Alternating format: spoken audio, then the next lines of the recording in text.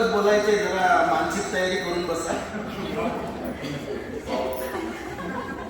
खूप दिवसानंतर संधी मिळाली मला या ठिकाणी बोलण्याची. चंदनरूपी व्यासपीठावर विराजमान झालेले संस्थेचे सर्व पदाधिकारी, येथे उपस्थित असलेले प्राथमिक, माध्यमिक आणि कॉलेजचे सन्माननीय मुख्याध्यापक, आजचे सत्कारमूर्ती आदरणीय कुलकर्णी सर, तसेच माझ्या समोर बसलेले माझे शिक्षक बंधू भगिनी, शिक्षक, शिक्षकेतर कर्मचारी आणि अन्य उपस्थित. आपण आज फक्त सरांच्या सेवानिवृत्तीच्या समारंभासाठी हजर नसून आपण हजर आहात कर्तृत्वाच्या या मंचावर विराजमान झालेल्या सत्कारमूर्तींनी आपलं उभे आयुष्य या ज्ञानकुंडात अर्पण केले. आपण हजर आहात दातृत्वाच्या या मंचावर विराजमान झालेल्या सत्कारमूर्तींनी आपले उभे आयुष्य त्यागाच्या वाटेवर चंदच केले. आणि सज्जनांनो, आपण हजर आहोत नेतृत्वाच्या या मंचावर विराजमान झालेल्या सत्कारमूर्तींनी आपले उभे आयुष्य नेतृत्व सक्षम पिढी घडविण्यासाठी खर्च केले. कर्तृत्व, दातृत्व आणि नेतृत्वाने नटलेल्या एका आदर्श व्यक्तीचा सेवानिवृत्तीचा समारंभ.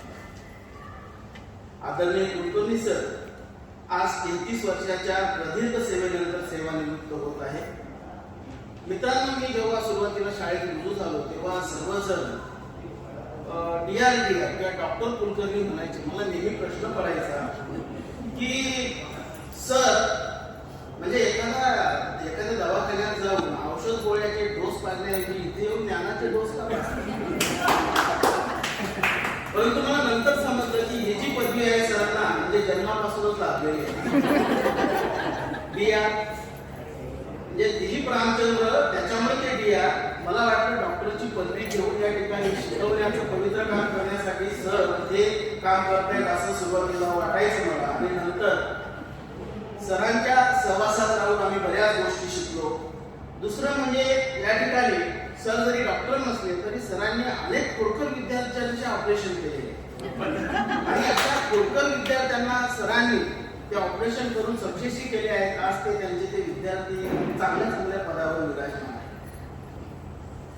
मला अशा महान व्यक्तीच्या विषयी 4 शब्द बोलायला मिळाले, मनोगत व्यक्त करायला मिळाले, हे मी माझे परम भाग्य समजतो. आता ते मला विकल्पाने मिळाले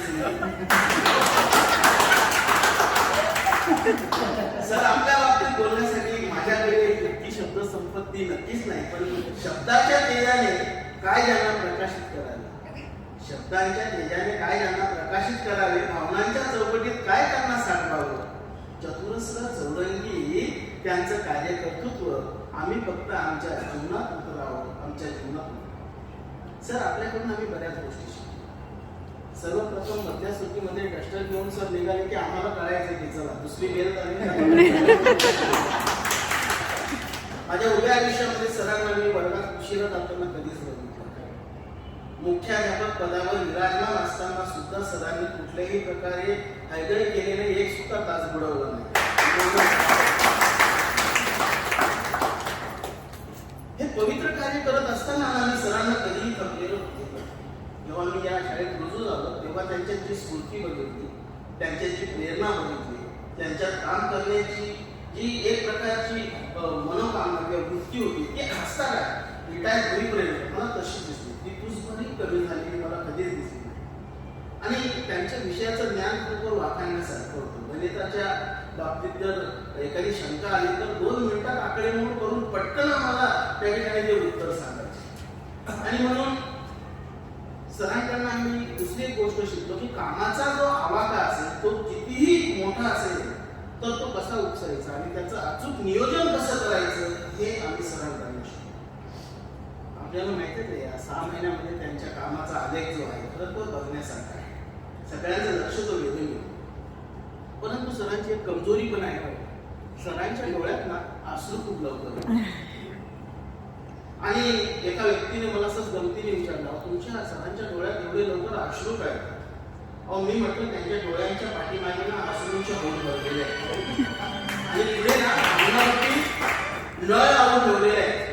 कुणी प्रेमाची हळूहळू फुंकर मारली ना ते नळ ऑटोमॅटिक सुरू होतात. पण बरोबर गंगा यमुना जमुना सारखे अश्रू जे असतात ते धावू लागतात. परंतु सर मी तुमच्यापेक्षा लहान असून एकच सल्ला देईन की सर म्हणजे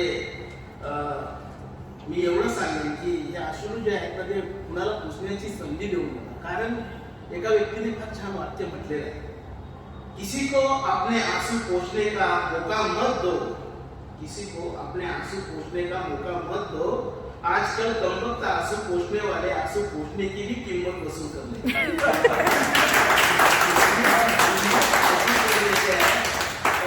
सर तुम्ही कधी आम्हाला बोललात ना, रागावलात ना, ते आम्हाला कधीच वाईट वाटलं.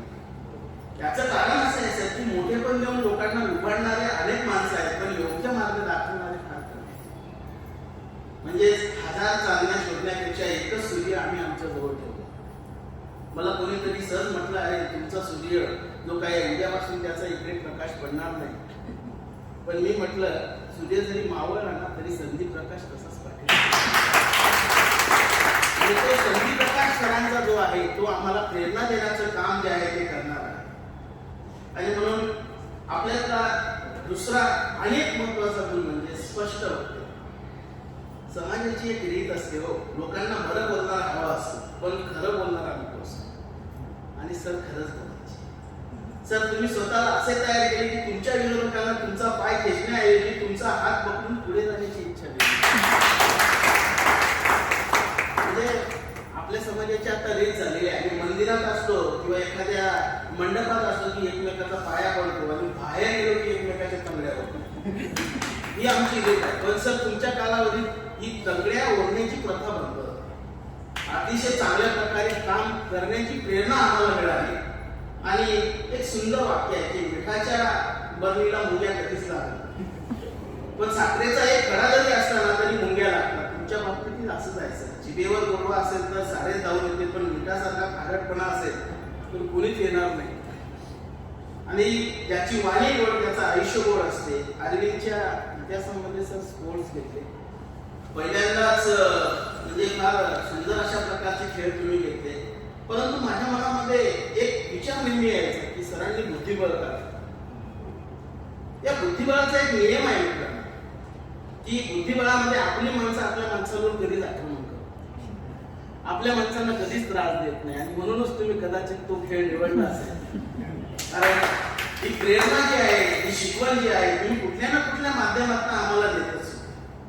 तर तुमच्या बाबतीत म्हणजे मी या पद्धतीने भाषण गंभीर किंवा मोठे मोठे शब्द वापरून करणारा माणूस काय की माझ्या भाषणामध्ये थोडंसं म्हणजे हलके फुलके शब्द असतात आणि विनोद असतात. पण सर मला आठवतं की प्रत्येक विनोद समारंभाला तुमची एक शैली असायची. प्रत्येकाला तुम्ही गाण्याच्या स्वरूपात निरोप द्यायचे. सुंदर सुंदर अशी छोटी छोटी जी गाणी आहेत त्या गाण्याच्या स्वरूपात तुम्ही निरोप द्यायचे. आणि तुम्हाला जर तशा पद्धतीने जर आम्ही निरोप दिला नाही तर आम्हाला कुठेतरी म्हणजे एक प्रकारे थोडी गुरगुर राहते. आणि म्हणून मला तुमच्यासारखं सुंदर गाता येत नाही, परंतु तुम्ही जेव्हा मुख्याध्यापक पदावर विराजमान झाला, तुमच्या वहिनी साहेब पण इथे आहेत आणि वहिनी साहेबांना पण काही तुमच्या या कामाच्या म्हणजे जे तुम्ही काम केलं त्याबद्दल त्यांना सुद्धा काही गाणी म्हणावी लागली. आता तुम्ही जेव्हा शाळेचे मुख्याध्यापक झाला आणि खूप सुरुवातीला विचार करायचे आणि घरी असे बसून राहायचे, वहिनी सांगायच्यावर जेवण तर करून घ्या. मग सर म्हणायचे मुझे भूख नहीं लगती, मुझे प्यास नहीं लगती, मुझे काम दिखता है, मुझे काम दिखता है. कामाचा विचार करायचा. बरेच एक दोन माझ्यापर्यंत जागेच असेल, काही ना काही विचार करायचे. वहिनी साहेब म्हणायच्या झोपा किती वाजले. सर म्हणायचे नींद आए मुझे चैन न आए, न जाने कौन सा काम रह गया, न जाने कौन सा काम रह गया. हालत क्या है कैसे तुमको बताऊं मैं, 6 महीने में सब काम पूरे कर जाऊंगा, पूरे कर जाऊंगा मैं. वहिनीला पण थोडस म्हणजे घाबरून आला आणि त्या पुढे त्यांना उद्देश म्हणाले तुझमें स्कूल दिखता है,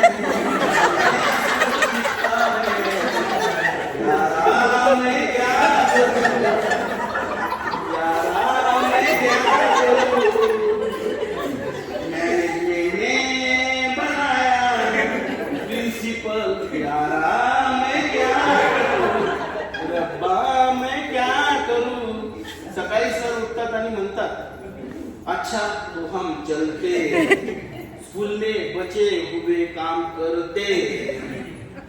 हे म्हणाल्या लोट गया.